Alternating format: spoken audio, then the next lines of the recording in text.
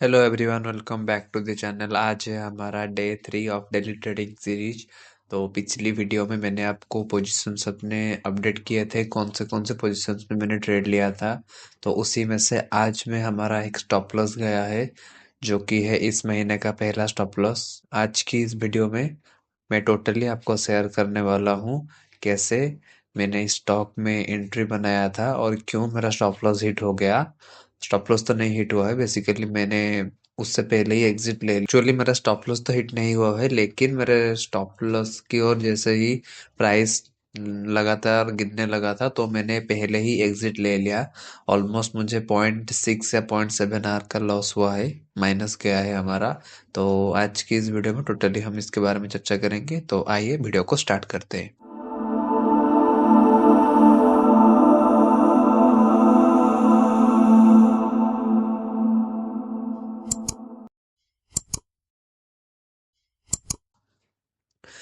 First of all मैंने आपको जैसे बताया था कि एंजल वन एक निफ्टी मिड कैप 150 के इंडेक्स से एक स्टॉक है जो काफी दिनों से अच्छा परफॉर्म कर रहा था, और मुझे यहाँ पे एक ऑर्डर ब्लॉक स्पॉट हुआ। ओके, यहाँ पे जो ऑर्डर ब्लॉक है, इस ऑर्डर ब्लॉक को टैप इन करने के बाद मुझे क्या दिख रहा था, प्राइस यहाँ साइडवेज कंसोलिडेट करने लगा।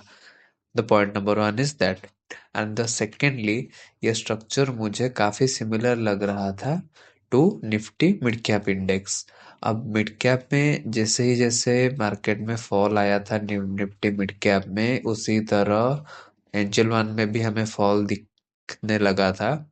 एंड आफ्टर दैट जैसे ही इंडेक्स ऊपर मूव करने लगा, तो यहाँ पे देखो, जैसे ही इस एरिया से इंडेक्स ऊपर मूव करने लगा, simultaneously we can spot that Angel One में क्या हुआ है ना, यहाँ पे एक लिक्विडिटी स्वीप हुआ है। ओके, लिक्विडिटी स्वीप हुआ है, और सेकेंडली क्या है ना, हमारा higher high higher low structure intact है। ओके, ये जो स्ट्रक्चर है ये हमारा इंटैक्ट है। तो इसी वजह से मुझे ये अच्छा लग रहा था, तो मैंने इसमें ट्रेड लिया। द सेकेंड वन इज, जब यहाँ पे निफ्टी मिड कैप इस ऑर्डर ब्लॉक से इस डिमांड जोन से टैप इन करने के बाद साइडवेज एक्शन दिखाने के बाद तेजी दिखाया था, तो मुझे लगा था कि नहीं, यहाँ से एक पोटेंशियल है, एंजल वन में हमें एक तेजी देखने को मिल सकता है। तो टोटली रीजंस वही था, यहाँ पे था मेरा एंट्री, एंड इस लो के नीचे लगभग 6.7% का स्टॉप लॉस था, और टारगेट था मेरा इस लिक्विडिटी हाई के ऊपर। अब आज और परसों क्या हुआ ना, जैसे ही निफ्टी यहाँ पे ब्रेकआउट दिया था, इस कैंडल जब फॉर्म हुआ था, ये कैंडल जो कि निफ्टी मिड कैप ने जैसे ही अपने 10 मूविंग एवरेज के ऊपर क्लोज दिया था, तो वहां पे क्या हुआ था ना, एंजल वन में भी हमें एक बॉक्स ब्रेकआउट देखने को मिला था। द सेकेंडली, जब निफ्टी मिड कैप अगले ही दिन एक तेजी दिखाया अपने इंडेक्स में, और मुझे मार्क होता है कि एंजल वन उतना ज्यादा मूव नहीं कर रहा है। अगर आप देखोगे, जब इंडेक्स यहाँ से इतना लगभग 1% का रैली दिया है, तो ये जो मूव आया है एंजल वन में, ये कुछ भी नहीं है। तो that one was quite concerning for me. मेरे दिमाग में था कि नहीं, इंडेक्स अगर मूव कर रहा है, अगर स्टॉक अच्छा होता तो स्टॉक को भी मूव करना चाहिए था, लेकिन स्टॉक ने मूव नहीं किया। तो जैसे ही मिड कैप ने यहाँ से रिजेक्शन लिया इस अपने सप्लाई जोन से, जहाँ पे भी इस सप्लाई जोन से जैसे ही मिड कैप ने रिजेक्शन लिया था, तो उसी समय हमें क्या देखने को मिला, हमें यहाँ पे एंजल वन में एक डाउनफॉल दिखने को मिला, जो कि ए मूव आया था इस बॉक्स ब्रेकआउट के बाद। यहाँ पे इस 20 मूविंग एवरेज 20 ईएमए को रिजेक्शन देके प्राइस ड्रेस्टिकली नीचे आ गया। ये था totally from a broader perspective angel one from a daily time frame. Now coming to the 15-minute time frame, जो यहाँ पे ब्रेकआउट आया था और मेरा स्टॉप लॉस जो इस नीचे के था, प्राइस साइडवेज कंसोलिडेट अगर करता तो कोई प्रॉब्लम नहीं है, दैट्स क्वाइट नॉर्मल। फिर जब प्राइस यहाँ से ड्रास्टिकली गिरने लगा था, तो मेरे लिए दो एरिया काफी इंपॉर्टेंट थे। The first one is this area, here it is a demand zone, and the second demand was quite here. Okay, तो यहाँ पे मुझे डिमांड जोन मार्क हो रहा है, लेकिन द पॉइंट इज, अगर ये डिमांड जोन वैलिड होता तो प्राइस को यहाँ से स्पाइक देके ऊपर की ओर बढ़ना था, लेकिन यहाँ पे कोई स्पाइक देखने को नहीं मिला। The drop was quite drastic, price एकदम ही अपने ऑर्डर ब्लॉक को आ गया। तो ऑर्डर ब्लॉक को आके यहाँ पे उतना ज़्यादा इम्पोर्टेंस नहीं है इस डिमांड जोन का, इसीलिए हमें यहाँ पे कोई स्पाइक्स वगैरह नहीं देखने को मिला।